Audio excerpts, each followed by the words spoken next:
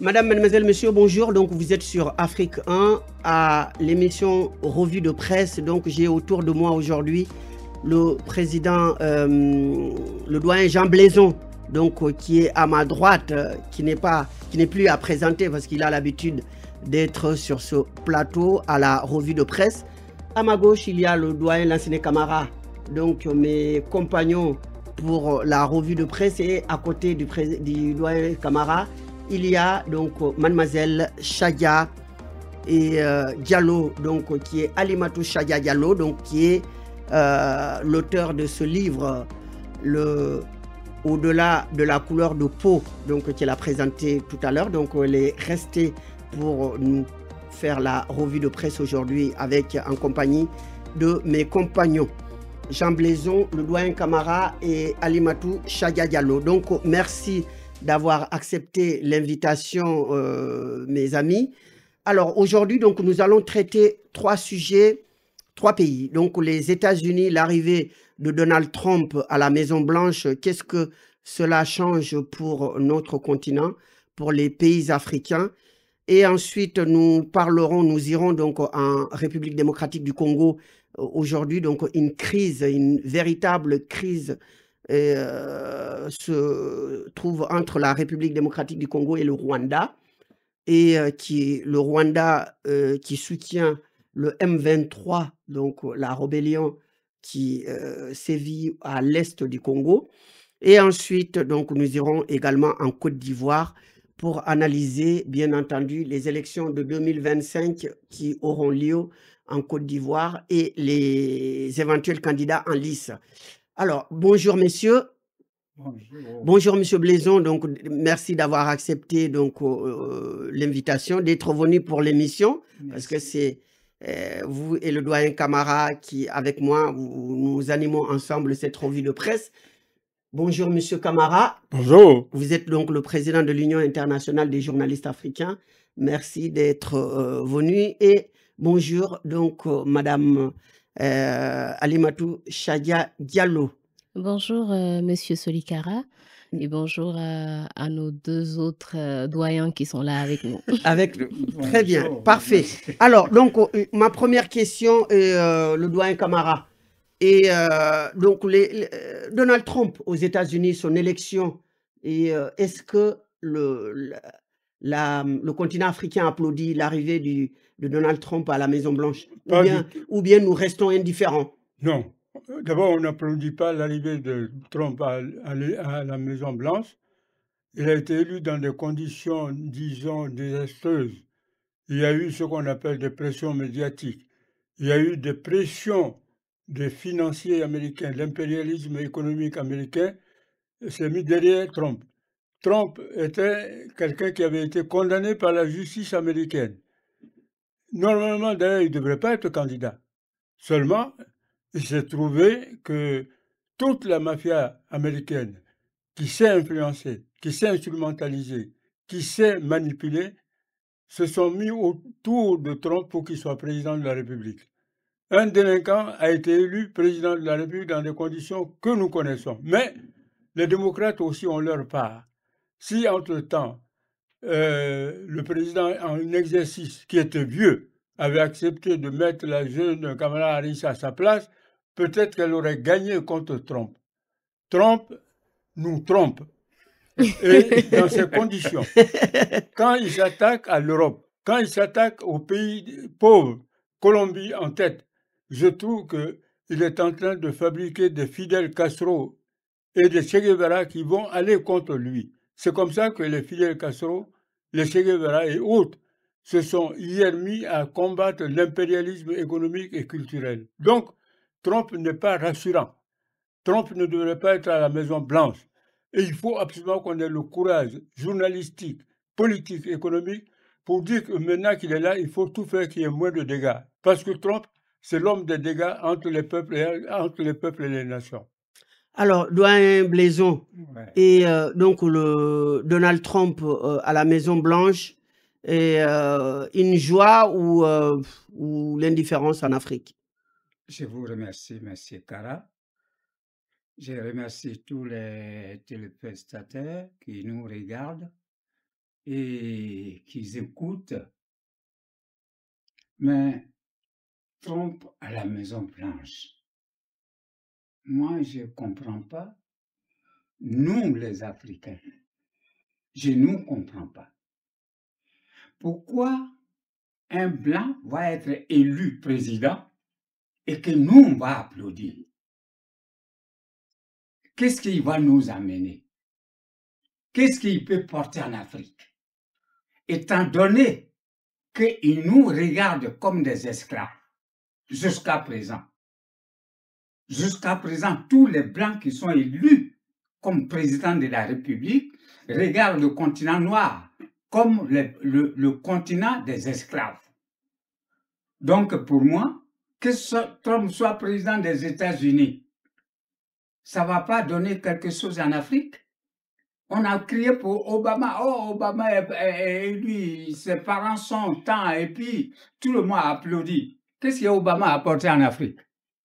Dans son propre pays, il n'a pas construit une case pour donner à ses parents. Oui, mais déjà, il était élu en tant que président des États-Unis, oui, Obama. Ce n'est pas président de l'Afrique. On a des origines. Hein? Il est venu jusqu'à dans son pays. Il n'a pas dit, je reste aux États-Unis, je ne peux pas aller dans mon pays. Donc, Trump... Son pays, c'est le Kenya. Oui. Obama est venu au Kenya, il n'a rien fait. Il est parti. Donc, que Trump soit élu et que les Africains vont applaudir, qu'est-ce que ça va les apporter? Rien du tout. Je me souviendrai toujours, ex-président français, Nicolas Sarkozy, qui dit que les Européens, nous sommes des barbares. Et ça n'a jamais manqué dans la culture européenne. Vous n'avez jamais vu, vous ne pouvez pas voir un blanc discuter avec vous tranquillement pour obtenir quelque chose. Qu'est-ce qui se passe en Afrique aujourd'hui avec la France? C'est simple, que la France s'assoit et dit, bon, mes amis, le temps a changé. Bon, vous êtes restés longtemps avec nous, on vous a fait du mal, on vous a fait du tort.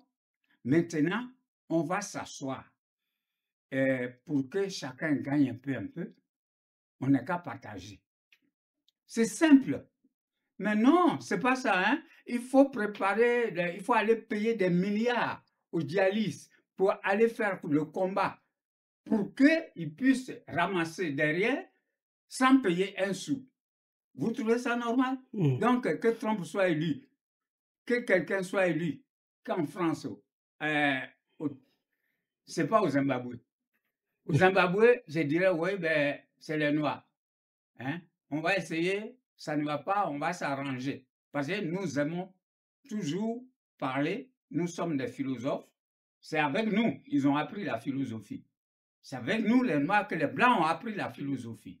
C'est avec nous qu'ils ont appris la science. Donc, moi, je ne vois pas... ce que ça change.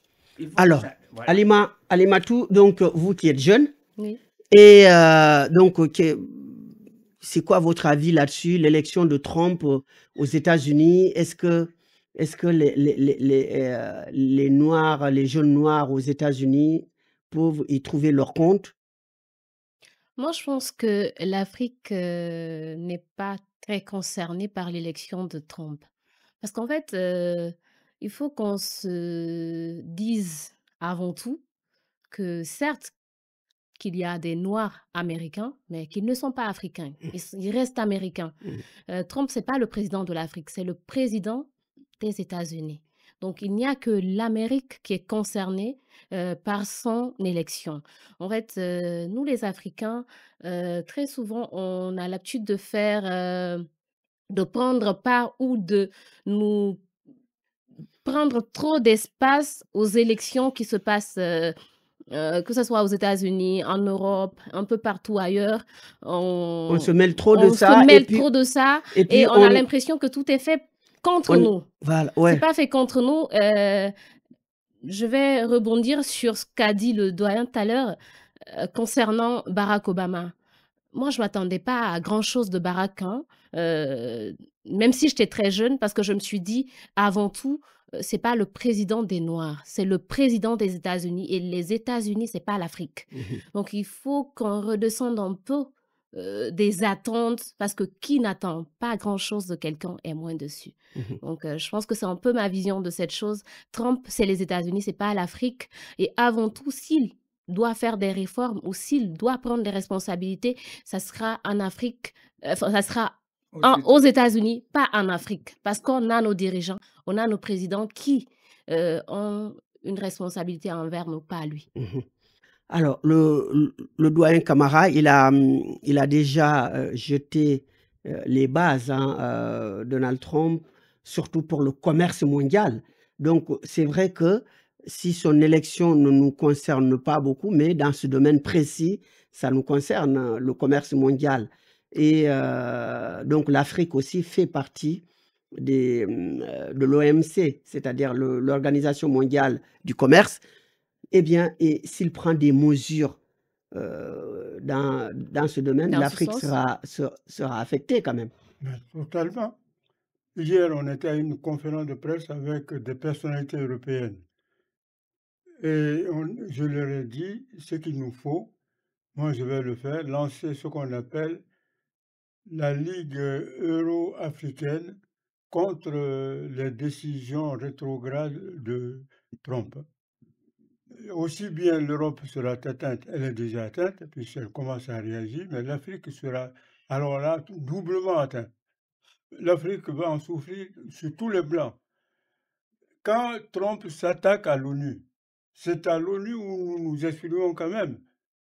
Heureusement qu'il y a l'ONU. Or, aujourd'hui, il veut, sur le plan financier, retirer ce que versent les États-Unis d'Amérique aux Nations Unies. C'est très grave. Ce qui veut dire que si demain on affaiblit l'ONU, on affaiblit un peu ce qu'on appelle le lieu de langage, le lieu de dialogue, le lieu de prise de décision internationale. Oui. Maintenant, il dit, je vais aussi m'attaquer à l'Union européenne. Pour Trump, l'Union européenne n'existe pas. C'est-à-dire qu'il voudrait, comme Poutine le fait avec l'Ukraine, il veut, déjà Trump a dit, je vais annexer le Canada, je vais aller... Non, c'est très grave. C'est un activiste dangereux. Et nous, les Africains, avec les Européens, nous allons nous mettre ensemble pour trouver des solutions contre les décisions rétrogrades qui se mettent en marche avec Trump. Trump, c'est un diable à la Maison-Blanche. Je le dis parce que c'est la vérité. Le type n'a absolument ni morale, ni éthique. Mais c'est très grave. En politique, quand vous n'avez ni morale, ni éthique, mais il n'y a plus rien. Si vous ne pouvez même pas... Alors là, les migrants, alors là, il faut absolument qu'ils fassent très attention. Vous avez vu déjà, il a dit, voilà, les migrants colombiens, on va les mettre à la porte. Mais les migrants colombiens, est-ce que Trump sait que les États-Unis d'Amérique, s'ils sont aujourd'hui les États-Unis d'Amérique, c'est quand même les migrants. C'est quand même le cerveau des migrants qui ont permis aux États-Unis d'Amérique d'exister. Donc, Trump est un type qui n'a aucune culture. Quand on a la culture, on va d'abord dans le passé et on essaie de façonner le présent. Ce n'est pas le cas. Quand il prend la parole, il va dans tous les sens. Non, c'est un politicien de tête brûlée. Trump est un président de tête brûlée. Il fait la politique de tête brûlée et nous n'allons pas, nous, en tant qu'humanistes, responsables, bâtisseurs d'un monde nouveau, un monde tolérant, un monde de bien vivre ensemble, nous ne laisserons pas Trump tranquille. Les Africains surtout, qu'ils se mettent avec nous pour lutter contre les décisions rétrogrades qui seront bientôt évidemment véhiculées vers les pays pauvres par Trump et son équipe. Vous êtes de cet même avis, le doyen Blaison? Monsieur Kara, je vous remercie. Vous voyez ce qu'a dit mon ami Camara, c'est juste. Mais on va se mettre ensemble avec les Européens. Mais on a déjà vu ça. On s'est mis ensemble. On a battu des Allemands. Les pauvres gens, 1000 600 personnes. On dit, bon, on va aller en vacances. On réunit les Caraïbes et tous les Africains du Centrafrique et puis de l'Ouest, on les amène à Dakar, Au camp de Tiaroy. au camp de Tiaroy. Et les gars ont dit, on ne vous paye pas. On va se mettre ensemble. Mais on s'est mis ensemble hier.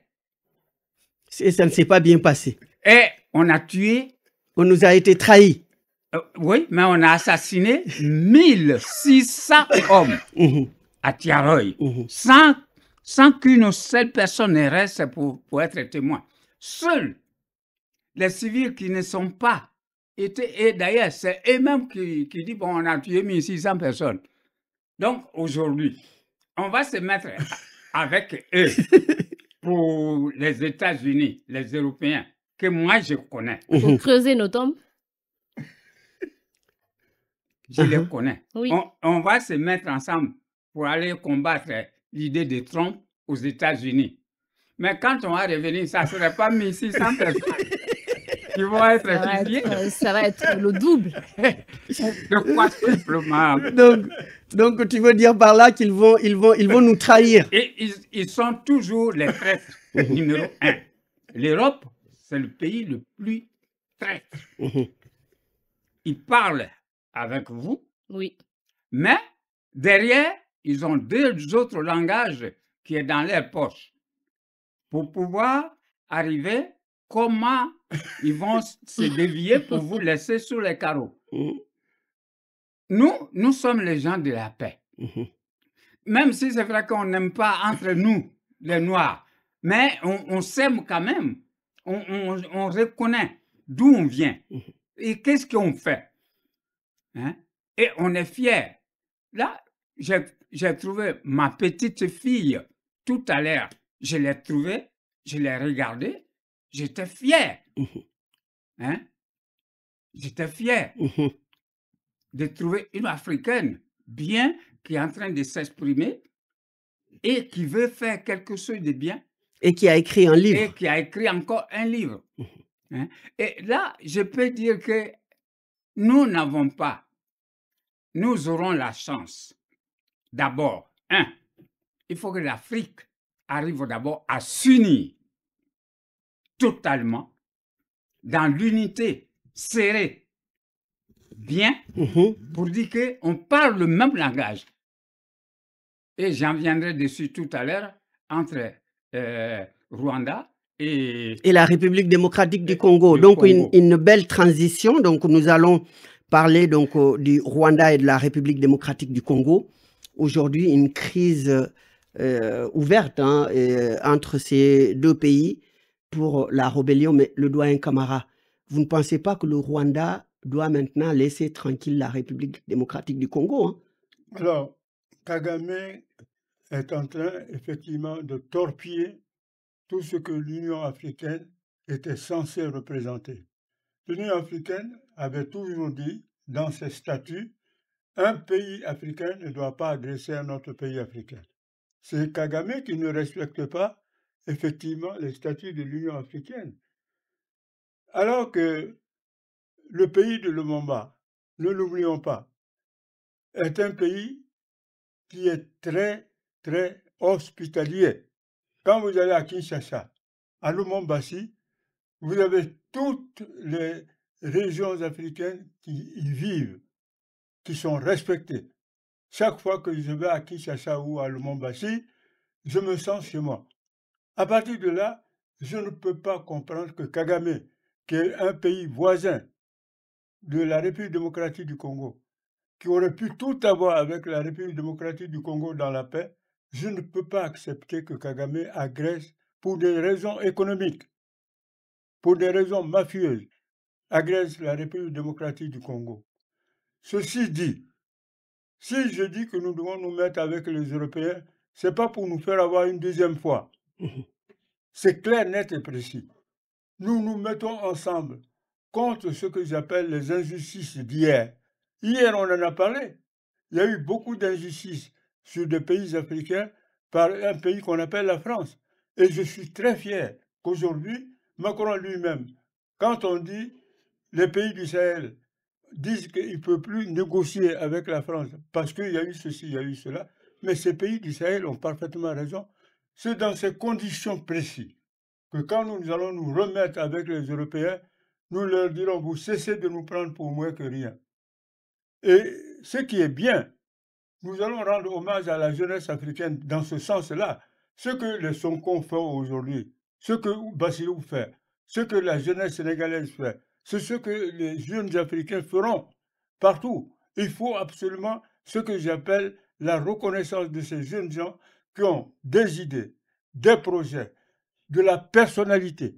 Parce que hier, nos amis européens se servaient de Bokassa Premier. Vous ne pouvez pas ne pas, quand Giscard d'Estaing instrumentalisait Bokassa Premier. Il faut prendre sa femme. Ben oui, c'est grave. Et les ressources, et les ressources et le diamant. Et le diamant avec. Oui, Ce qui veut dire que hier, ce qui était fait hier, nous savons maintenant que ça ne peut plus se reproduire parce que nous avons une jeunesse qui dit non à cela. Et c'est pourquoi il faut soutenir la jeunesse de la relève. Et c'est pourquoi je dis que Kagame, il n'a rien compris à l'histoire. Parce qu'avant lui, il y a eu les Lumumba qui se sont laissés massacrer. Avant Kagame. Où il était? Quand, entre-temps, les Belges faisaient du mal à la République démocratique du Congo. Kagame n'était nulle part. Maintenant qu'il y a les biens matériaux, il veut coûte que coûte agresser ce grand pays, ce vaste pays, ce beau pays. Eh bien, nous, panafricanistes, journalistes ou pas, écrivains ou pas, nous disons Kagame, tu es coupable de crimes commis en République démocratique du Congo. Et si l'Union africaine ne peut pas te juger, on doit même l'exclure de l'Union africaine. Dire, voilà, maintenant tu as agressé un pays voisin, tu n'es plus membre, jusqu'à ce que tu cesses d'agresser la République démocratique du Congo. De ce point de vue, Kagame est un mauvais Africain, un mauvais dirigeant. Le doyen Blaison, la République démocratique du Congo et le Rwanda, quand même, que la guerre entre ces deux États depuis le temps de Laurent Désiré Kabila jusqu'à nos jours. Donc, il y a que ce sentiment d'agression. Ce que je ne comprends pas, c'est Paul Kagame.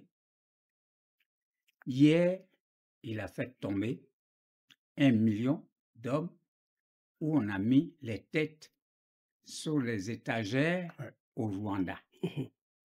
C'était le génocide. C'était le génocide. Et il n'a pas peur de ce génocide. Il veut faire la guerre à un autre pays. Est-ce que les Américains, là, qu'est-ce qu'ils vont lui donner? Parce qu'il est soutenu par les Américains. Ce n'est pas la solution. Nous avons nos institutions. Ces institutions doivent vous juger. Même s'ils vont toujours, ils ont des idées, va en guerre, au lieu de régler les problèmes. Voilà les choses qui se passent. L'Union africaine n'a rien dit encore. Pourquoi? Ça, je me le demande. Est-ce qu'on est dans l'Union africaine ou on est dans l'Union européenne-africaine? Parce que c'est l'Europe qui dirige l'Union africaine. Africaine, ah oui. Hein? Donc, on ne doit pas parler. C'est dommage. Hein?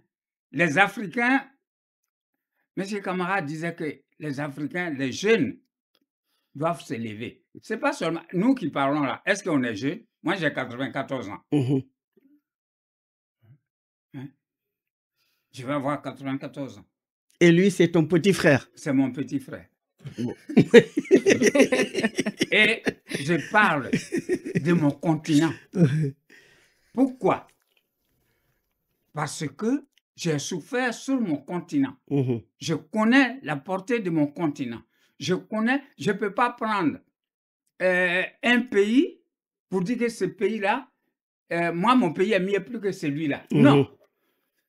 Tous les pays d'Afrique, j'ai écrit un livre qui va sortir, quand je vais rentrer à Abidjan, qui va sortir, pleurs et angoisses du continent africain, où il y a tous les 52 pays de l'Afrique dans ce bouquin, et où j'ai fait le résumé. Dans quel pays, dans quel de ces pays-là, les colons n'ont pas passé et faire du mal et tuer? Donc, si on oublie notre histoire, c'est ça le problème des Africains aujourd'hui. On pense que l'histoire, là, c'est l'histoire, c'est pas l'histoire qu'on doit construire. Hein? Si on dit nous n'avons pas d'histoire. Et par contre, ce qui nous dit que nous n'avons pas d'histoire, hier, ils étaient dans nos pays, dans notre pays, hein, qui est l'Égypte.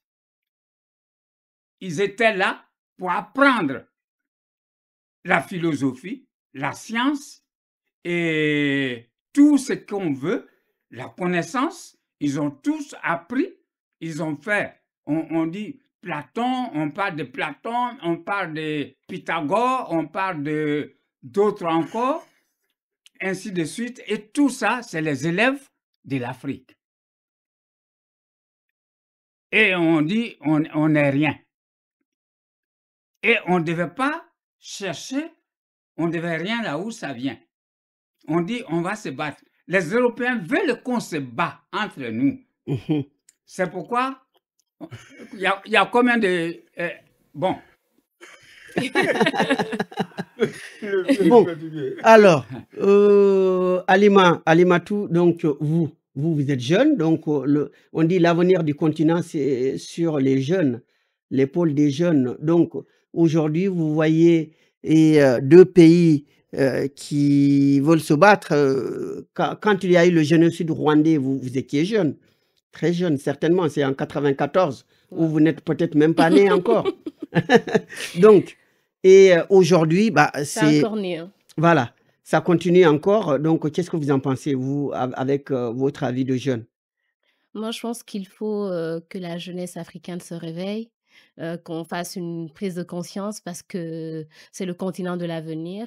Aujourd'hui, si ces autres continents ou ces dirigeants ou ces dirigeants des pays puissants veulent nous mettre en désaccord, c'est parce qu'ils savent qu'ils peuvent en tirer bénéfice en nous mettant l'un contre l'autre. C'est de ne pas accepter, c'est d'accepter de travailler main dans la main parce que avec la solidarité, nous pouvons être très puissants ou plus puissants que tous les autres continents dans le monde parce que nous engagons quand même de plusieurs pays, 54, je dirais. C'est énorme. C'est énorme. Donc, c'est d'accepter de Avec travailler. un grand territoire aussi en plus. Exactement. D'accepter de travailler ensemble, main dans la main, solidarité et ne pas s'ériger l'un contre l'autre. Alors, donc, très bien. Et bah, le doyen Camara, il y a eu une déclaration donc, du porte-parole du gouvernement congolais qui disait que ce n'est pas exclu qu'il y ait une guerre entre le Rwanda et la République démocratique du Congo. Donc, est-ce que c'est une menace selon vous ou c'est juste pour prévenir, pour avertir le Rwanda? C'est un avertissement. Bien sûr que même celui qui dit ça n'aimerait pas qu'il y ait la guerre entre le Rwanda et la République démocratique du Congo. Aucun de nous ne le souhaitons, aucun de nous. Nous ne voulons pas qu'il y ait de guerre entre le Rwanda et la République démocratique du Congo. Mais en même temps, Kagame, si jamais il y avait une guerre, ce sera la guerre qui vient de Kagame. Il faut le reconnaître. Nous ne voulons pas de guerre, mais quand on vous pousse jusqu'au mur, vous ne pouvez pas faire autrement. On vient chez vous, on vous agresse, on vous prend vos matières premières. Trop, c'est trop. C'est à Kagame, dès maintenant, s'il ne veut pas qu'il y ait une guerre entre le Rwanda et la République démocratique du Congo, c'est à Kagame de reculer, de faire son examen de conscience. Les Américains le soutiennent, mais la mafia américaine ne demande que ça. N'oubliez pas que quand ils ont tué Lumumba, et je le redis une fois de plus, les Américains et les Belges se sont ligués à l'époque. Donc, c'est la même chose un peu aujourd'hui, si vous voulez, en 2025. C'est-à-dire, l'économie américaine veut se servir d'un aigle de service. Ce sont des nègres de service en disant Kagame, puisque nous, on ne peut pas faire la guerre, on te donne les moyens, ce ne sont pas quand même, nous ne sommes pas si bêtes que ça, et toi, tu fais la guerre, et tu vas gagner avec nous. Mais ce que ne sait pas Kagame, il va finir comme Moïse Tchombe. Oui. Avant lui, Oui. Moïse Tchombe était un traître. Oui. Moïse Tchombe avait voulu casser l'unité de la République démocratique du Congo. La guerre du Katanga, Voilà. c'était le Moïse Tchombe. Mhm. Alors, ce qui est bien, c'est que la jeunesse sait tout ça. Et nous, on est en train de raconter tout ça à la jeunesse. Kagame finira très mal. Soit il prend des décisions, il recule, il cesse de taper sur la République démocratique du Congo, soit nous exigeons qu'il soit exclu de l'Union africaine, mais en même temps, je salue Charles Onana, qui a fait un travail remarquable sur le génocide causé par Kagame actuellement en République démocratique du Congo. Charles Onana a fait un livre magnifique. C'est très bien. Eh bien Je le oui, connais, ouais. donc mes chers amis, il n'y aura pas de guerre. Mais s'il y a la guerre, ça vient de Kagame. Il faut mettre l'accent là-dessus. Les Européens doivent le comprendre. S'ils continuent à soutenir Kagame et que demain il y a une guerre entre les deux pays, tous les morts seront mis au compte de Kagame et de ses soutiens euro-américains. C'est très important. Les Américains doivent arrêter de soutenir les nègres de service. Les Européens doivent arrêter aussi de soutenir les nègres de service. Les nègres de service, on en a trop comme ça, mais tous les jours, ces nègres de service, d'une façon ou d'une autre, ils finissent très mal. Mhm. Alors, donc, nous allons donc passer... Avant de passer, Mhm. je dois ajouter quelque chose de ce que vient de dire monsieur. Le doyen Camara, d'accord? Moi, je demande à Kagame Mhm. que noir, c'est noir. Mhm. Noir ne deviendra jamais blanc. Mhm. Hier, c'est son pays. Lui, il a fui Mhm. pour revenir, pour être président. Donc, il doit comprendre que quand on tue, même si on ne te fait pas la guerre, tu payes. Mhm. Absolument. Parce que tu n'as pas raison. Tu t'en vas tuer tes propres frères. Aujourd'hui, les Européens veulent nous utiliser. C'est ce qui est en train de se passer au Sahel. On veut utiliser d'autres pays d'environnement là pour faire la guerre à leur place. Or, aujourd'hui, le noir ne veut pas faire la guerre pour un blanc. Ça, je vous le dis. À une condition, toi, celle qui va aller faire la guerre là, comme tu as rempli ton ventre, on t'a bourré tout, comme disait, comment il s'appelle le président des Illuminati, Mhm. il dit, Ouattara nous a coûté très cher, on a payé. Il faut que on remplace des Ivoiriens. C'est l'histoire de Kagame. Mhm. Kagame, le Congo est plus vaste que lui. Mhm. Si tous les Africains, moi je leur demande de se réunir, d'arrêter tout guerre, va-t-en-guerre. Mhm. On n'a qu'à chercher à avancer notre continent pour pouvoir s'en sortir correctement. On a tout pour vivre. Mhm. On a des sous-sols pour vivre. On peut vivre dans n'importe quel pays de l'Afrique sans demander quelque chose, comme font aujourd'hui les Européens. Quand les Européens, comment dirais des Allemands qui arrivent à Paris, ils vivent. Pourtant, ils ont fait la guerre, mais ils sont là. La guerre là, est finie. Hein? Les Italiens, tout le monde, les Français Les aussi, Espagnols, les tout. Portugais, voilà. Chacun vient y vivre. Mhm. Et ça, il faut qu'on mette ça dans la tête pour qu'on puisse arriver. C'est-à-dire, selon vous, dans n'importe quel pays d'Afrique, un Africain peut aller vivre Il peut là-bas aller vivre tranquillement sans qu'on le considère comme un étranger. comme un étranger. D'accord. Hein? Mhm. C'est ça qu'il faut commencer à préparer. C'est ça même qu'il faut préparer. Hein? Halima, vous Oui. qui êtes jeune, donc on dit la jeunesse, les jeunes aiment bouger, changer de pays. Est-ce que ce qu'il a dit, c'est très important? Oui, pour une personne comme moi qui aime bien la mobilité, c'est quelque chose de très important aujourd'hui. Quand Guinéens se sentent, chez soi au Sénégal, quand Sénégalais se sentent chez soi, en Côte d'Ivoire ou ailleurs, c'est très bien, être seulement vu comme en Africain, mais pas comme, en citoyen, d'un autre pays africain, pouvoir, singulariser, tout ce qu'on a Donc, il comme, ne doit pas y avoir de visa entre les États africains, par exemple? non, comme l'Union européenne, le Schengen, C'est c'est tout tout. à fait normal, Oui. tout à fait normal. Je prône On la enlève les mobilité. barrières, quoi. Oui, il y a trop de barrières, je Mmh, trouve, mmh. beaucoup de barrières. Oui. Alors, donc, vous voyez, un message, j'espère que nos gouvernants vont entendre ce message quand même d'unité et de fraternité que vous avez lancé, que ce soit les anciens, le doyen Camara et le doyen Blaison, et puis aussi Alima qui est jeune, donc qui est de cet avis. Donc, c'est une bonne idée et j'espère que les dirigeants vont entendre ce message. Alors, nous allons donc maintenant passer à la Côte d'Ivoire. La Côte d'Ivoire, donc, où cette année 2025, il y aura des élections présidentielles. Jean Blaison, vous êtes ivoirien. Oui. Et donc, il y aura des élections chez vous. Oui. Et toujours en période d'élection en Côte d'Ivoire, c'est source de troubles. Et ça a déjà commencé pour les candidatures. Tel ne doit pas être candidat, tel doit être candidat. Donc, le président Ouattara termine son 3e mandat et on parle même de 4e mandat. Et qu'est-ce que vous en pensez? Et puis aussi, ces challengeurs, hein, ces challengeurs comme Laurent Gbagbo, comme Guillaume Soro, comme Tidjane Cham, tous veulent être candidats, tous veulent diriger la Côte d'Ivoire. Mais le locataire actuel veut aussi briller, selon certaines sources, en 4e mandat. Donc, qu'est-ce que vous pensez de tout ça?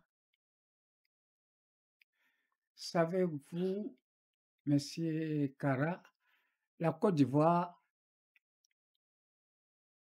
a été un tournant décisif depuis que Monsieur Ouattara est au pouvoir. Mmh. Il a promis des merveilles. On a tellement applaudi. Bon, qu'il fasse son 4e mandat, qu'il fasse le 20e mandat, moi, ça ne me regarde même pas. La seule chose qui me regarde, Mhm. en Côte d'Ivoire, entre 2001 et 2012, on a perdu 1 500 000 d'hommes. Ah ouais? Je Wow. vous dis. Et je persiste. C'est énorme quand Et même. je signe. Mhm. Parce que tout ce que je suis en train de vous raconter sur ces morts-là, j'ai écrit à Macron, le président Macron, il a reçu la lettre, il a reçu qui a voulu tuer les Ivoiriens, le document, je lui ai envoyé, et le livre que j'ai écrit, qu'on appelle Procès de la honte, je lui ai envoyé. J'ai écrit à l'Assemblée nationale de France, j'ai envoyé le livre de génocide inavoué. J'ai écrit à la CPI avec le document qui a dit qu'il faut remplacer les Ivoiriens par n'importe. Aujourd'hui, comment on appelle les Libanais, ils viennent par 1000 pour remplacer les Ivoiriens sur le territoire. Aujourd'hui, j'ai dit aujourd'hui. Et j'ai écrit à comment il s'appelle, secrétaire général de l'ONU. Je lui ai envoyé le livre, le procès de la honte. Et j'ai envoyé ce document. Pourquoi? Parce que les Européens font les choses, ils croient qu'on n'est pas au courant. Qu'est-ce qui se passe là? On n'est pas au courant. Tout le monde, aujourd'hui, il y a eu quand même, comment on appelle, la conscience, le réveil de la conscience africaine, commençait par les jeunes gens. Parce que ceux qui avaient avant, qu'ils étaient réveillés, comme Sékou Touré et d'autres personnes, Lumumba, Cabral, Olympio, comment il s'appelle, celui de Ghana, Nkrumah, on les a tous secoués parce qu'ils n'avaient pas de soutien. Ils ne peuvent pas se lever, aller chercher un soutien ailleurs. Mais aujourd'hui, les choses changent. Donc, que l'Europe qui manipule, qu'il arrive quand même à écouter un peu. Parce qu'on ne peut pas rester là-dedans. D'ici 2 mois, je t'emmènerai un livre sur lequel on va faire le débat. Ça s'appelle « L'histoire de l'homme noir dans la vérité ». En 3500 à 332 ans avant Jésus-Christ. Comment on était? C'est pourquoi je vous dis, nous, les Africains, c'est nous qui avons... On ne connaît pas blanc, on ne connaît pas l'Europe, on connaît l'Asie et l'Inde. C'est ceux-là qui ont le commerce avec nous. On ne connaît pas les Européens. Mais dès que quelque chose s'est passé en 1290 avant Jésus-Christ, et ça a fait connaître les Africains aux Blancs par les Arabes, parce qu'on a été frappé par la guerre divine. C'est la guerre divine qui nous a conduits dans ça. Et aujourd'hui, pourquoi cette guerre s'arrête un peu? Parce que tout le monde aujourd'hui connaît Dieu. On prie. Hein? Il y a l'islam, il y a les chrétiens. Tout le monde prie aujourd'hui. Et les fétiches, on commence à les balayer. Et maintenant, Dieu commence à se lever pour dire, bon, mes enfants que j'ai punis, ils reviennent. Voilà pourquoi il y a le réveil d'idées. Et ça va aller en croissant. Ça va continuer. Oui. Ça va continuer. Et on va être... Il nous reste combien de temps? On a 3000 ans pour être totalement dégagé et prendre tous ces gens qui sont là, ils vont venir s'asseoir chez nous pour dire, pardon, on veut manger. Ah ouais. Ouais. Dans 3000 ans. Dans 3000 ans. Ah, c'est long quand même. Hein? C'est pas long. On a déjà fait 2020, on est dans 2025. Donc, il reste combien? Ah, ok, d'accord. Ouais, c'est le total qui est 3000 ans. Oh, ok. D'accord, je comprends. Donc, Et là, il nous reste moins de 1000 ans, quoi. Il reste moins de 1000 ans. Ouais. Et dans moins de 1000 ans, au milieu, quand on va partir vers même quand on va arriver 2050 ou dans 2100, et c'est fini. Voilà, 2050, il nous restera 50 ans. Voilà. Mhm. Mhm. Vous voyez? Donc, moi, je dis que l'Africain n'est qu'à se réveiller au lieu de faire la guerre. On nous a fait la guerre. On nous a tués. On a fait des travaux forcés. On était d'abord esclaves. On a été déportés massivement. Il faut que cette histoire-là, que les Africains comprennent au lieu de se battre entre nous. Hein? Et en Côte d'Ivoire aujourd'hui, les Ivoiriens sont complètement perdus. Mhm. Chacun se regarde avec le gourmel ou bien des machettes. Comment dans Côte d'Ivoire, le pays de Côte d'Ivoire, là on s'en va, les femmes enceintes, on les tue et puis on les vend. Pendant cette guerre pour que M. Ouattara soit au pouvoir. Mhm. Hein? On coupe le bras parce que la femme, elle dit, il ne faut pas tuer mon enfant. Bon, ton enfant, il faut le remplacer par un membre. Bon, Ouais. prenez mon bras, bon, donne ton bras droit. Et puis, on le coupe. Et ces gens-là vivent là, ils sont là encore. Ceux qui ont fait ça. Oui, Wow. Ceux qui ont fait ça, ils sont là. Et ceux donc qui sont mutilés, eux aussi, ils sont là. Et on dit, on va faire 4 mandats. Mais, bon, mandat, tu as fait 3. Tu n'as pas fait ce que tu veux faire, tout ce que tu as promis. Bon, tu veux faire 4e là. C'est pourquoi faire. Voilà. Parce que tu n'as pas fini de remplacer les Ivoiriens par les halogènes. Voilà le plan. Parce que tu n'as pas encore fini de remplacer les Ivoiriens par les halogènes. Hein? Or, si nous voulons aller pour que cette élection-là, parce que chacun aujourd'hui est en train de déguiser sa machette, Mhm. pour que cette élection-là soit transparente, bien, il faut que tous les gens qui sont possibles à être présentés, Tous les acteurs. tous les acteurs doivent être présentés. Mais si on dit on va les éliminer un à un jusqu'à là, donc je sais que le président, il a perdu. S'il veut les éliminer, ils ne vont pas S'il veut les empêcher de se présenter. se présenter, Oui.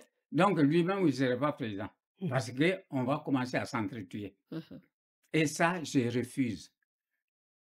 Moi, je demande pardon à tous les Ivoiriens qui aiguisent les manchettes de ne pas aiguiser les manchettes. Car nous sommes d'abord, tous les Africains sont les frères. On se marie entre nous.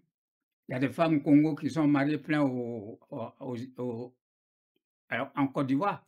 Il y a des Sénégalaises qui sont mariées plein en Côte d'Ivoire. Hein? Il y a le Nord-Tiam qui va être, qui demande, qui veut être candidat. Hein? Tiam, c'est l'enfant de la sœur de la femme d'Ofoué. Mais on l'a accepté parce qu'il est né là. Son père s'appelle Tiam. C'est un journaliste. C'est un grand journaliste. Oui, son père, oui. C'est un grand journaliste au temps colonial. Hein? Et le papa de Tidjane Thiam. Oui. Et il a été ministre. Ouais. Il a été ambassadeur. Bon. Mais il est sénégalais. Mais on n'a pas dit qu'il est sénégalais. Il ne va pas être président. Parce qu'il est né dans la cour d'un roi. Le roi dit, bon, c'est comme Moïse et puis le pharaon. Oui. Hein? C'est tout. C'est comme Moïse et le pharaon. Moïse vient d'ailleurs, mais on dit c'est le fils de pharaon. C'est tout. Donc vous qui êtes un homme d'église, c'est la tolérance. Ben, il faut, pour faire avancer le pays, faire avancer le continent même, il faut reconnaître certaines choses. Hein? Et c'est ça qu'on a fait pour Ouattara. Sinon, Ouattara, il a fait, comment dirais-je, il a fait les études, école primaire, voltaïque. Il a été aux États-Unis, dans les grandes écoles, voltaïque. Il a été à FMI, voltaïque. C'est la haute volta qui l'a amené à l'FMI. Ce n'est pas la Côte d'Ivoire. Hein? On lui a donné l'argent pour construire sa maison. Il n'a pas construit sa maison en Côte d'Ivoire, il a construit à Ouagadougou. Mais maintenant, il a fait beaucoup de merveilles à la Côte d'Ivoire. Il a beaucoup travaillé la Côte d'Ivoire. Merveille en Côte d'Ivoire. Savez-vous, je vais vous dire une chose. La Côte d'Ivoire, c'est mon pays. À 8 ans, j'ai fait des travaux forcés jusqu'à l'âge de 13 ans, avant de quitter la route. J'ai été à l'école, j'avais 15 ans. Et les enfants sont là en bas de moi, et puis moi, j'étais là. Je n'ai pas pu avancer. J'ai fini mes études à C2. C'est fini. Je n'ai pas pu continuer. Mais ce que Dieu propose là, on le fait. C'est ce que les grands musulmans disent, ni Allah sont là, abeke. Mhm. Mhm. Ni ala son la abeke. Mhm. Akara chocho, ni ala son la abeke. Si le imam te dit ça, faut être sûr. Ça va se faire. Réaliser. Ça va se réaliser. Ah ouais. Donc, Ouattara, c'est bien qu'il a fabriqué Abidjan. Mais il n'a pas fabriqué Yamoussoukro. Il n'a pas fabriqué Bouaké. Il n'a pas fabriqué Man. Il n'a pas fabriqué Sansandra. Il a fabriqué seulement qu'Abidjan. Et Abidjan, aujourd'hui, les enfants vont payer 30 000 milliards de dettes. Seul Abidjan. Alors, s'il avait travaillé pour toute la Côte d'Ivoire, là, combien on doit payer? Énorme. La dette. Oui. Bon. Et aujourd'hui, la Côte d'Ivoire est le dernier pays, selon ceux qui font les calculs internationaux, machin, la Côte d'Ivoire est le dernier pays dans l'économie. Or, lui, il est venu pour que nous ayons économie. Mais aujourd'hui, la Côte d'Ivoire est le dernier. Alors, où on va? Moi, moi, il veut être président, il n'a qu'à être président. Mais il laisse tout le monde être sur la liste. Je le défends, je n'aime pas dire qu'il ne faut pas qu'il soit président. Non. Ça, je refuse. S'il veut être président, c'est lui qui voit. S'il veut être candidat encore pour 4 mandats, c'est lui qui le voit. Personne ne le... Personne ne doit l'empêcher. Non, non, non, non. Mais il doit laisser les autres. Il doit laisser tout le monde pour être candidat avec lui. Voilà, moi, c'est ce que je veux. Que le meilleur gagne. Voilà. Le doyen Camara. Alors, il faut remettre les choses dans leur contexte. Le bon Dieu n'aime pas les langages excessifs. Quand on est croyant, ouais, on doit être modéré. Ben oui, mais c'est ce que je veux. Alors, Houphouët-Boigny était un rassembleur, qu'on le nie ou pas. Houphouët-Boigny, je le redis, vient du Ghana. Donc, il est venu du Ghana, il a fait de la Côte d'Ivoire un pays de fraternité. Et ça, il ne faut pas le nier. Oui, mais... Ensuite, je n'ai pas parlé de Houphouët-Boigny. Les BT, ils viennent de Libéria? Non. Alors, vous venez d'où, les BT? Ils viennent de Libéria, leur origine. Attends. J'arrive. Non, non. Je ne vous ai pas coupé la parole. Non, je vais vous couper là. Alors, parce merci. Que, en Guinée, il y a des ouais comme moi. Libéria, il y a des ouais comme moi. Parce que c'est notre région. C'est notre région. On est parti jusqu'à en Guinée. Au Libéria, on nous appelle crâne. Et en Guinée, on a un nom. Et on parle le même langage, hein, mais ils ont leur nom. D'accord. Et c'est leur nom-là que j'oublie. Seulement, c'est lorsqu'ils ont envoyé les esclaves qui sont retournés, on ne vient pas de Libéria, les esclaves qui sont retournés venant des États-Unis, arrivés là, on dit la forêt est grande. Et les Américains les ont déversés là. C'est tout. Bien. Je ne vous ai pas coupé la parole, l'homme merci, de Dieu. Merci. Ça ne se fait pas. Vous m'avez laissé éclaircir. L'homme de Dieu, il faut respecter les... Moi, je ne suis pas ni un marabout, ni un évangéliste. Je suis un simple citoyen qui remet les choses en ordre. Je dis que le président Houphouët-Boigny vient du Ghana. Il a été un grand bâtisseur, un grand rassembleur. C'est pourquoi il y a les Tidjam Tchal, c'est pourquoi il y a les Ouattara et beaucoup d'autres. Et je voudrais que vous compreniez quelque chose. Je vous écoute. Ouattara, c'est Houphouët qui, quand l'économie était par terre, c'est Houphouët, le grand rassembleur, qui a fait appel à Ouattara. Parce qu'il a dit, voilà, et surtout que la mafia internationale économique est en train d'étrangler la Côte d'Ivoire. Il faut absolument mettre fin à ça. Et pour mettre fin à ça, il faut connaître le système. C'est comme ça que le président Houphouët-Boigny a fait appel à la compétence de Ouattara. Et Ouattara, quand il est venu, effectivement, il a fait de son mieux pour que la Côte d'Ivoire ne soit pas étranglée par la mafia internationale. Il est resté donc en Côte d'Ivoire. À mon avis, puisque vous reconnaissez qu'il y a aujourd'hui en Côte d'Ivoire aussi bien des Guinéens, Sénégalais, Maliens et tout, rien que ça déjà, il avait le droit de devenir Ivoirien ou pas.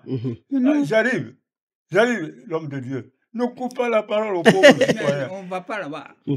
Donc, Ouattara reste Premier ministre jusqu'à la mort du président Houphouët-Boigny. Il y avait beaucoup de prétendants. Il y avait par exemple Bédié, qui était considéré comme l'un des fils naturels du président Houphouët-Boigny. Et qui était président de l'Assemblée nationale à Et l'époque. en plus, les Ivoiriens qui sont très intelligents, qui sont très soudés, qui sont des gens qui connaissent et qui respectent les autres pays africains, ont voté pour Bédié. Oui, Houphouët-Boigny a été succédé par quelqu'un qui s'appelait Henri Konan Bédié, qui était baoulé comme Houphouët-Boigny, monsieur l'homme de l'Église. Bédié. Mais qui ne demande pas que ce soit Bédié? Personne n'était contre Bédié. Quand il a été élu, nous étions tous aux anges. Nous, non-Ivoiriens, mais aussi les Ivoiriens. On était content que le président Bédié succède à Houphouët-Boigny. On s'attendait à un Bédié qui a fait les mêmes grandes écoles que Ouattara, qu'il fasse quelque chose de mieux encore qu'Houphouët-Boigny. Pour rassembler. Oui, mais absolument. Non, Bédié était très cultivé et il avait un bon passé, un bon parcours. Mais ça ne s'est pas passé comme ça. Malheureusement, c'est-à-dire que si Ouattara est arrivé au pouvoir, c'est-à-dire que si même les babos sont arrivés au pouvoir, nous sommes totalement d'accord. C'est-à-dire que pour nous, à partir du moment où celui qui a été élu travaille bien, c'est ce qu'il faut pour la Côte d'Ivoire. Entre-temps, Bédié, quand les militaires ont dit « Bédié, tu gouvernes mal », les militaires n'ont pas été payés. Si tu ne viens pas régler les salaires non payés, on risque de te renverser. Bédié est resté à Daoukoro, son village. Il a dit, voilà, le ministre n'a qu'à régler ça. Et c'est comme ça que les militaires ont pu prendre le pouvoir. Et quand ils ont pris le pouvoir, ils sont allés chercher Robert Gueye, qui était déjà à la retraite. Ils sont allés le chercher dans son village pour dire, voilà, toi, tu es mieux que ceci, on te met au machin. Alors, j'arrive rapidement, parce que je veux qu'en 2025, l'élection se passe dans les meilleures conditions, dans la tolérance. On fait venir Robert Gueye. Babo arrive, qui était avec nous ici, que je connais très bien. Babo, on allait aussi bien à Barbès qu'on allait en Nation. Babo était un type qui ne s'attendait même pas qu'il serait président de la République. Oui, quand il était ici en exil. Dieu veut, comme dit l'homme de l'Église, qu'un patriote qui s'appelle Babo soit élu. Mais on était très contents, mais très heureux. Babo, qui était avec nous ici en exil, est élu président de la République. Mais il va faire des merveilles. Wallahi billahi, l'homme de Dieu, je peux te dire que j'étais très content quand Babo a été élu. Bien. À la cagne. À la cagne. Dieu est grand, Dieu est bon. Donc, Babo, entre-temps, remet, attention, lui, il a voulu aussi jouer sur ce qu'on appelle l'ivoirité. Mais ils ont tous joué sur ça. Voilà. Que ce soit Bédié, Gueye, Gbagbo, tout le monde a joué sur l'ivoirité. Non, même Gueye a moins joué sur l'ivoirité quand même. Quand Robert Gueye a pris le pouvoir, il avait une autre façon de faire. C'était un militaire, donc il avait une autre vision des choses. Mais il avait interdit on l'a tué. Les autres de se présenter. Ils l'ont tué. Non. Ils l'ont d'abord éliminé. Quand Robert Gueye, c'est Babo qui lui a dit, écoute bien, petit journaliste, grand journaliste. Oui. Babo a dit à Robert Gueye, vous n'avez pas besoin de faire ce qu'on appelle de campagne politique. Vous êtes déjà dans le fauteuil présidentiel. Moi, si vous êtes réélu, moi, je serai votre Premier ministre. Et Robert Gueye, en tant que militaire, n'ayant pas la culture de gestion et naturellement des méandres de la politique, a pratiquement fait très peu de campagne. Il est resté à Abidjan, dans sa tenue de militaire. Et Babo, très malin, bon bêté, il a fait quelques campagnes et effectivement arriva ce qu'on appelle le résultat de l'élection présidentielle. Monsieur l'homme de Dieu, je remets les choses à leur place. On proclame Robert Gueye président de la République. Non, Babo. Si. Non. C'est Robert Gueye qui a été d'abord proclamé par les urnes plus ou moins frauduleuses président de la République. C'est à partir de là que Babo, le malin politique bêté, il a dit, ah non, la preuve, non, l'homme de Dieu, la vérité c'est ça. Non, Il a dit, non. Moi, je vous écoute. Vous me dites de ne pas couper. Je vous écoute. Il dit non. C'est pas Robert Gueye qui a été élu. Il n'a pas été dans les villages. Il n'a pas été à tel. Moi, j'ai fait campagne et tout. Et il a dit aux étudiants, il faut absolument occuper les rues. De sortir d'abord. Oui, sortir massivement. Disent que c'est Babo qui a été élu. Et finalement, puisque effectivement, Babo avait fait campagne, les gens se sont ralliés à Babo. On dit Robert Gueye n'est pas élu. Eh bien, c'est donc Babo qui a été élu président de la République, ce qui est une très bonne chose. Bon, Babo, fauteuil présidentiel. Et ce qui est grave, ils ont pourchassé après le pauvre Robert Gueye. C'est pourquoi je dis qu'il faut que la paix et la vérité triomphent. Ils ont pourchassé le pauvre Robert Gueye jusque dans une église. Les escadrons de la mort l'ont éliminé. Les escadrons de la mort. Les gendarmes. Non, c'est la mafia. C'est la mafia. C'est une mafia bien organisée. Bien, si tu veux, sur le plan militaire, entraînée.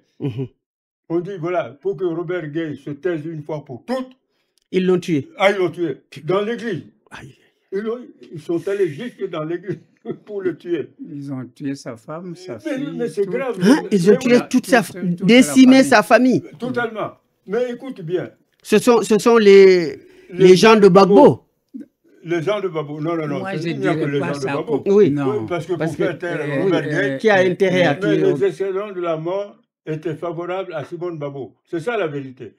Les escadrons de la mort étaient favorables à Simone Babo. Simone Babo est encore vivante. Je suis pour elle, je la respecte. Mais les escadrons de la mort, elle était derrière. Ils ont tué Robert Gueye. Ils l'ont éliminé. Ils l'ont fait taire une fois pour toutes. À mon avis, à partir du moment où Babo est là, homme de gauche comme moi-même, il est devenu ce que j'appelle l'homme qui devrait encore mieux rassembler. Parce qu'il aurait pu tirer des leçons de la manière dont Bédi a été renversé. Il aurait pu tirer des leçons de la manière dont Robert Gueye lui-même a été renversé. Par conséquent, il devient un homme d'État. Il devient un homme d'État, bâtisseur, rassembleur, mais sérieux, dynamique. Et puis Babo avait toute la jeunesse derrière. Parce que tout simplement, on considérait qu'il était le plus jeune à l'époque. Bon, il arrive, il fait ce qu'on appelle cette histoire... D'ivoirité encore. Encore une fois de plus, à sa manière. Et oui, c'est pourquoi je mets l'accent dessus, que la Côte d'Ivoire, c'est un peu comme les États-Unis d'Amérique. C'est-à-dire que tous ceux qui sont venus en Côte d'Ivoire viennent d'ailleurs, viennent d'une autre ethnie, viennent des pays limitrophes. Par conséquent, celui qui est élu doit être le vrai rassembleur, comme l'a été Houphouët. Houphouët avait bien compris qu'il fallait rassembler. La Côte d'Ivoire rassemblée est beaucoup plus forte que la Côte d'Ivoire divisée. Maintenant, l'homme de Dieu, je prie qu'en 2025, ce soit une nouvelle génération qui arrive au pouvoir. Mais là, ils ont enlevé cette loi d'ivoirité. Maintenant, on en parle. C'est fini. L'ivoirité est enlevée, mais voilà. Maintenant, il faut l'enlever des mentales. Il faut l'enlever dans la tête des gens. Il faut l'enlever dans la tête des Ivoiriens en disant si vous êtes rassemblés, vous allez gagner parce que vous allez avoir le meilleur patriote. C'est ça qui va manquer et c'est ça qu'il faut effectivement en 2025, le vrai patriote. Celui qui aime la Côte d'Ivoire et qui veut faire ça. La paix en Côte d'Ivoire, c'est capital. Alors, merci. Non, l'homme de Dieu. Donc, selon vous, en tant qu'analyste politique, quel est le personnage, ce personnage dont vous parlez peuple seul doit choisir. Je suis un démocrate. Je crois au peuple. Quand ça vient du peuple, c'est la vérité. Je souhaite que le peuple ivoirien choisisse le meilleur ivoirien pour gouverner la Côte d'Ivoire des temps modernes. Mais est-ce que vous êtes pour la candidature de tout le monde? Je suis pour la candidature de tout le monde, mais je trouve que si Ouattara, je le dis clairement ici, est candidat, ça fait une candidature de trop. Je le dis parce que je suis un démocrate. Ouattara a fait 3 mandats, il doit passer la main à quelqu'un de jeune, de dynamique, ne serait-ce qu'il peut continuer à faire mieux que lui. Il n'y a pas que Ouattara sur terre. Les Houphouët-Boigny sont partis, oui ou non. Donc, aucun de nous n'est éternel. Donc, Ouattara a fait 3 bons mandats. Je trouve que s'il est candidat pour une 4e fois, ça fait trop. C'est la vérité. L'homme de Dieu. La parole est à vous. Bon, attends, avant de donner à Blaison qui va conclure, eh ben, je demande à Alimatou Sadia, donc vous, avec un regard neutre, hein, parce que vous n'êtes pas ivoirienne, mais vous êtes africaine quand même. Oui. Donc qu'est-ce que vous pensez de tout ce que vous avez entendu entre les deux de la Côte d'Ivoire? Quelque part, je suis d'accord avec le doyen pour son regard sur tout ce qui est paix, tout ce qui est autorisé ou donner la chance à chacun des candidats de se présenter. Mais aussi, le doyen Camara a marché sur ma langue, sur sa dernière phrase. Moi, je pense que il faut donner la chance à une nouvelle ère. À une nouvelle génération. On est des milliers de patriotes où il y a une liste énorme de candidats qui peuvent bien prendre la relève, qui peuvent bien gouverner, qui peuvent aussi faire de leur sien. Donc, il faut donner la chance à une nouvelle ère, ne pas s'accaparer de tout parce qu'on n'est pas le seul patriote ou le seul à pouvoir le faire. Si c'était le cas, j'aurais dit que oui, il a une chance ou qu'il pouvait, mais il y a beaucoup de choix. Donc, donner la chance à une nouvelle ère, surtout à la jeunesse, parce qu'elle est très dynamique et pleine d'énergie. Le doyen, votre conclusion. On n'a pas beaucoup de temps. Hein. On n'a pas le temps, malheureusement. Malheureusement. Savez-vous, la Côte d'Ivoire, c'est un pays, c'est mon pays. Je suis né ivoirien. Tous ceux qui sont nés dans mon pays, venant de l'étranger, sont des Ivoiriens. Et on les adore.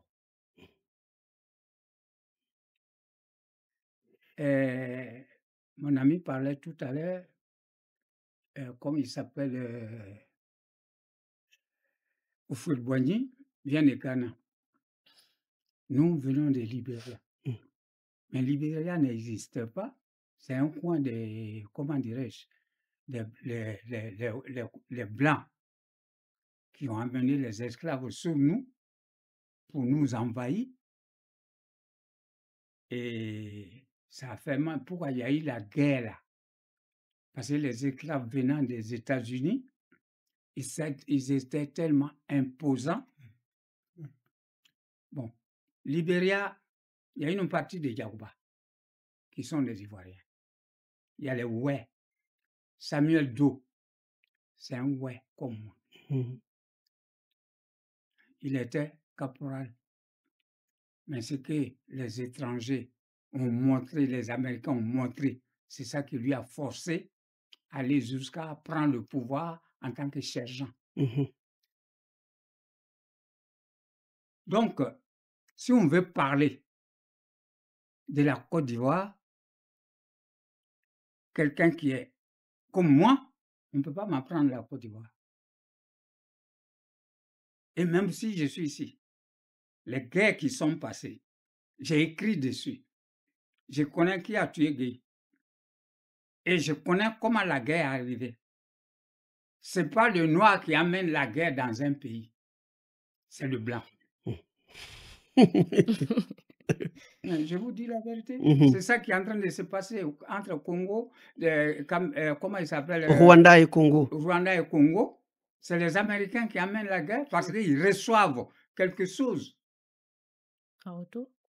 Lorsqu'il y a eu la guerre, mais les mines d'or dans l'Ouest sont exploitées par la France jusqu'à aujourd'hui. En Côte d'Ivoire? Oui, Mhm. les mines d'or, les mines diamants, Mhm. à Séguéla, tout ça sont exploités par la France. Parce qu'il y a la guerre.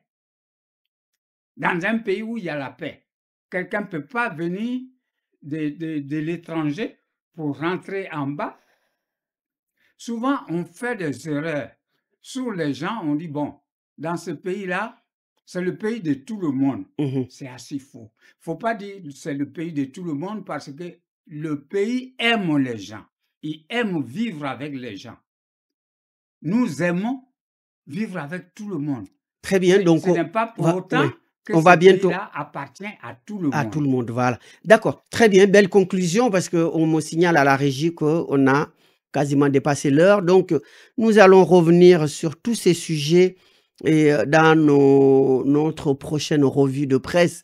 Et donc, la situation en Côte d'Ivoire est à suivre parce qu'il y a des élections en octobre 2025, si j'ai bonne mémoire.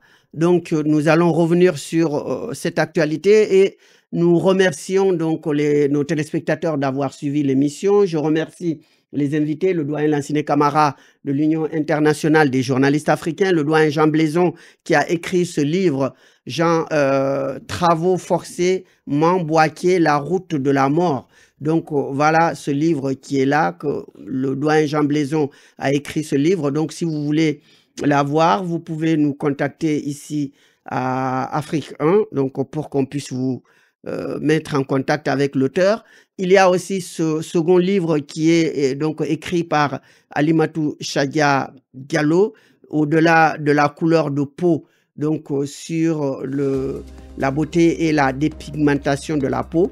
Donc il y a ce livre-là aussi, si vous voulez, si vous souhaitez l'avoir, donc vous pouvez l'avoir à Amazon et également donc auprès de Afrique 1. Nous allons vous mettre en contact avec l'auteur. Donc je remercie le directeur de la régie donc, qui est Faisal Sidiki pour avoir donc assuré le déroulement de cette émission. Je remercie également nos téléspectateurs. Je remercie ceux qui ont posé des questions à Alimatou lors de son émission et de notre plateforme, la rédaction des experts.